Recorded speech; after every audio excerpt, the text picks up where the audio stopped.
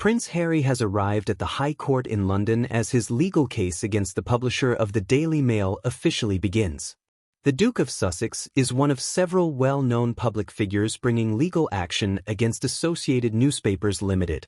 The group is accusing the publisher of serious breaches of privacy and unlawful information gathering over a period of years. The allegations include the use of private investigators, the placement of listening devices inside vehicles, and the illegal access of private phone conversations. Associated Newspapers Limited has firmly rejected all accusations and described them as exaggerated and without any factual basis. A short time ago, Prince Harry was seen arriving at the court building. As is often the case in high-profile legal proceedings, he entered through a side gate. Other claimants in the case have also arrived, although not all of them are expected to attend court on the same day. The claimants come from a range of backgrounds, including members of the royal family as well as figures from politics and the entertainment industry. The hearing is expected to last for approximately 9 weeks. Prince Harry did not speak to anyone as he entered the building. Several questions were shouted in his direction by photographers and camera crews gathered outside the court. He acknowledged their presence briefly by waving but continued into the building without making any comment. There are 7 claimants involved in this legal action. Prince Harry is one of them. Another claimant is Baroness Doreen Lawrence, whose son Stephen Lawrence was murdered. Actress Elizabeth Hurley is also involved and was seen entering the court building earlier through the main entrance. Sir Elton John and his husband David Furnish are named as claimants, although they were not present at court on this occasion. Former Liberal Democrat MP Sir Simon Hughes is also among the claimants, along with Sadie Frost. Together, these 7 individuals are bringing claims of breach of privacy against Associated Newspapers Limited, which publishes the Daily Mail. The claimants argue that their privacy was violated through unlawful methods used to gather personal information. Although an attempt was initially made to bring a broader generic case against the publisher, that aspect was struck out by a judge. As a result, the court will now consider each individual case separately. During the trial, each claimant will present specific articles and incidents which they argue resulted from illegal information gathering. The claimants allege that during a particular period of time they were targeted by Associated Newspapers Limited through unlawful practices.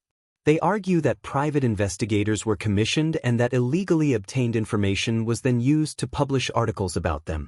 The court is expected to hear detailed evidence about a range of alleged methods used to obtain private information. One of the central allegations is phone hacking, which involves illegally accessing voicemail messages. Phone tapping is also expected to be discussed, which refers to listening to or recording live phone calls without consent. Another term likely to be heard frequently during the trial is blagging. This refers to the unlawful acquisition of private data by deception. The claimants say this included accessing sensitive information such as medical records and financial details. Some of the allegations date back many years and in some cases several decades. Associated Newspapers Limited attempted to have the case dismissed on the grounds that it was brought outside the usual legal time limit. In privacy cases, claims are generally required to be filed within 6 years of the alleged wrongdoing or from the time the claimant became aware of it. The publisher argued that the claims were too old to proceed. However, the claimants successfully argued that at the time the alleged activities took place, they were unaware that such conduct had occurred. They maintained that they only later discovered evidence suggesting unlawful practices had been used against them. The judge accepted this argument, which is why the case has now progressed to a full trial at the High Court. Throughout the proceedings, the issue of timing is expected to play a major role. The claimants are likely to argue that articles published in more recent years led them to uncover earlier misconduct. Associated Newspapers Limited is defending its journalism and strongly denies all allegations. In previous statements, the publisher has described the claims as lurid and preposterous. It has said the case is an attack on the integrity and professionalism of its journalists and an unfair attempt to damage the reputation of the organization. The publisher has also stated that the accusations wrongly portray its journalists as engaging in criminal behavior and insists that its reporting has always been carried out lawfully and ethically.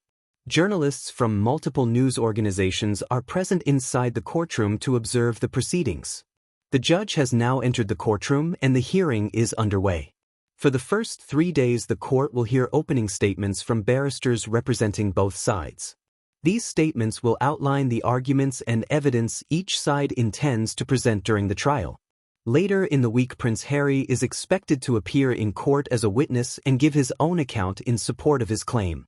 The case is scheduled to continue for 9 weeks and is expected to involve extensive testimony and legal argument.